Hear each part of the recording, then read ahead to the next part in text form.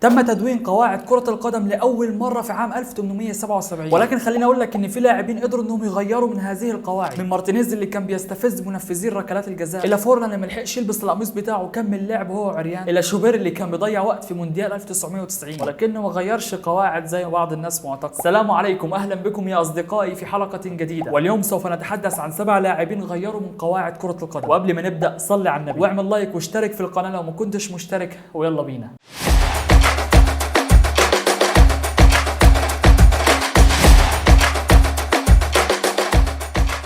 في المركز السابع تشتيت الانتباه، لا يمكن نسيان ما فعله الحارس الارجنتيني مارتينيز في كأس عالم قطر 22، وبالرغم من مجهوداته الا انه كان رخم زياده عن اللزوم، فكان بيستفز منفذين ركلات الجزاء وخصوصا في مباراتين ضد هولندا وضد فرنسا، فكان بيروح يتكلم مع منفذ ركله الجزاء عشان يشتت انتباهه او ممكن يعمل حاجه تخلي اللاعب يفقد تركيزه. ومن هنا قرر مجلس الاتحاد الدولي لكرة القدم بمنع اي حارس من تشتيت انتباه الخصوم قبل تنفيذ ركله الجزاء، فالحارس يبقى ثابت مكانه لغايه اللحظه الاخيره، وده لمنعهم من اي حديث تافه او عدم احترام خصومهم. في المركز السادس ركل الحراس، يقال ان المأساة تغير من القواعد. في سنة 1936 كان في مباراة بين تشيلسي وساندرلاند، وبعد كم يوم توفى حارس مرمى ساندرلاند جيمي ثور، وده بسبب ما حدث في اخر مباراة. جيمي التقط الكرة من تمرير خلفية من احد زملائه، ولكن وقتها تعرض للركل في صدره وراسه من احد مهاجمين تشيلسي، لانه كان بيحاول يخرج الكرة من يد الحارس جيمي ثور. الحارس البالغ من العمر 22 عام قدر انه يكمل المباراة عادي، ولكنه انهار في طريق عودته للمنزل، وللاسف توفي جيمي ثور بعد 4 ايام بسبب مشاكل في القلب. هذه المأساة غيرت من قواعد كرة القدم إلى الأبد، وأصبح من غير القانوني أو ممنوع لأي لاعب أن يركل حارس المرمى عندما يكون مسيطرا على الكرة. وفي نفس الموسم فاز ساندرلاند بالدوري، وتم تقديم ميدالية جيمي ثور بالذهبية إلى زوجته أو بمعنى أصح أرملته. في المركز الخامس هزت ساعة الحكم. حاليا التكنولوجيا ممكن تغير من قرارات الحكم، ولكن في السابق كان الموضوع صعب شوية، فممكن الكرة تدخل المرمى والحكم ما يحتسبهاش هدف، وممكن الكرة ما تدخلش المرمى والحكم يحتسبها، وده بيبقى تقدير من الحكم نفسه، هو صاحب القرار الأول والأخير، عكس دلوقتي التكنولوجيا وحكام الفار بيتدخلوا في قرار الحكم، وده اذا كان من الصعب الحكم على كوره او لقطه معينه. خليني اقول لك ان التكنولوجيا في كره القدم بدا بفضل الله ثم فرانك لامبرد. ففي نهائيات كاس عالم 2010 وتحديدا في دور ال16 بين انجلترا والمانيا، سدد اللاعب الانجليزي فرانك لامبرد الكره في اتجاه المرمى، وبعدها الكره خبطت في العارضه ثم ارتدت داخل المرمى.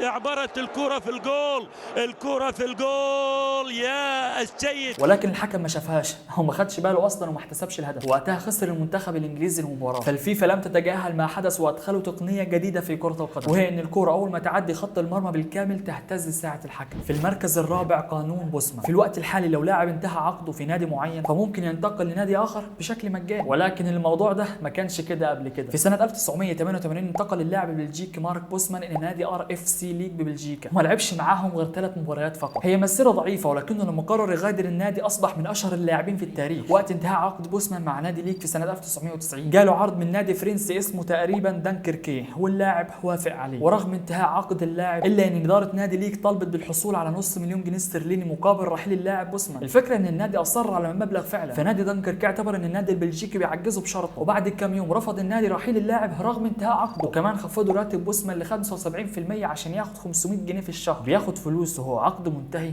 ازاي يعني؟ هم في الوقت ده كانوا بيدوا اللاعب راتب لغايه ما يبيعوه. القانون وقتها كان بينص على ان عمليه انتقال لاعب من نادي الى نادي اخر يجب ان تكون باتفاق مالي حتى لو كان العقد منتهي. بوسمان حس بالظلم فرفع دعوى ضد ناديه في محكمة العدل الأوروبية، فالنادي قرر يوقف اللاعب ويلعب في بطولات الهواة أو النوادي المغمورة بمعنى أصح. وبعد 5 سنوات وتحديدا في 15 ديسمبر سنة 1995 أصدرت محكمة العدل الأوروبية حكم لصالح بوسمان، أكدت على حقية انتقال اللاعبين بشكل مجاني من أنديتهم في حالة انتهاء العقد، ومن وقتها اليويفا عدلت اللوائح ومن حق اللاعبين التفاوض مع أي نادي خلال آخر 6 شهور من عقودهم، وده عشان تتم عملية الانتقال بشكل مجاني بعد نهاية المدة القانونية للعقد، والعملية دي سميت باسم قانون بوسمان. في المركز الثالث معاقبة خلع القميص بعد الهدف. في مباراة بين مانشستر يونايتد وساوثهامبتون في سنة 2002 سجل اللاعب الأوروغوياني دييغو فورلان هدف الفوز للشياطين الحمر، وبعدها احتفل بخلع القميص، ولكن الحكم أمر باستئناف المباراة قبل ما فورلان يلبس قميصه، فاضطر إنه يكمل اللعب وهو عريان وما لبسش القميص إلا لما توقف اللعب، ولكن الموضوع ده ما عجبش الفيفا، فعملوا اجتماع مع الشركات الراعية عشان يشوفوا حل، وفعلا أصدروا قانون بحصول اللاعب على بطاقة صفراء إذا خلع القميص بعد تسجيله للهدف، والشركات الراعية دعمت دعمت بشده قرار الفيفا، لان علامتهم التجاريه مش هتبان لما اللاعب يخلع قميصه، وخصوصا ان الكاميرات بتكون متسلطه على اللاعب اللي احرز الهدف. وبعيدا عن العلامه التجاريه، في لاعبين بيكونوا قاصدين الاحتفال بالطريقه دي عشان يظهروا رساله معينه مكتوبه تحت القميص، واحيانا بتكون الرساله السياسيه او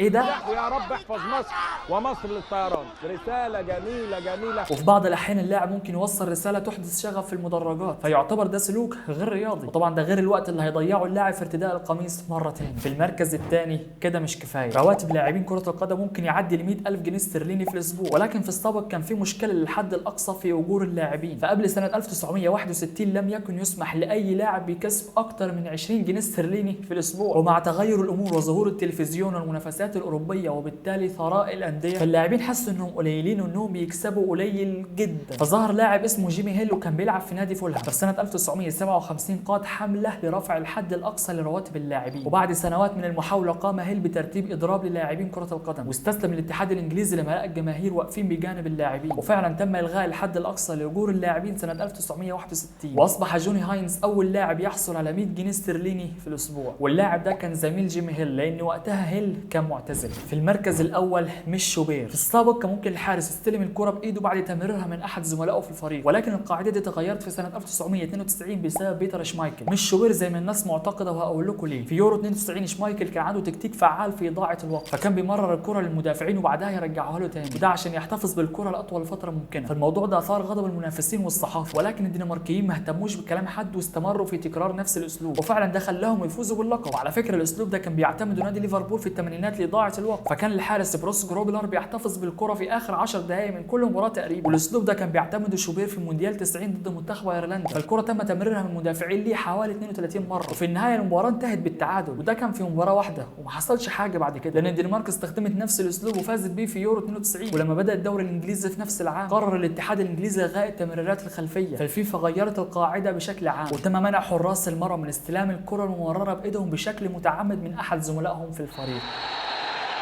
ودول يا صديقي كانوا اللاعبين اللي غيروا من قواعد كرة القدم. ولو كنت تعرف لاعب تاني غير من القواعد او القوانين قول لي عليه في الكومنت. ولو عجبك الفيديو ما تنساش تعمل لايك وتشترك في القناة لو ما كنتش مشترك، ببلاش يا اسطى، ده كله مش بفلوس. وصلي على الحبيب قلبك يطيب، والى لقاء قريب.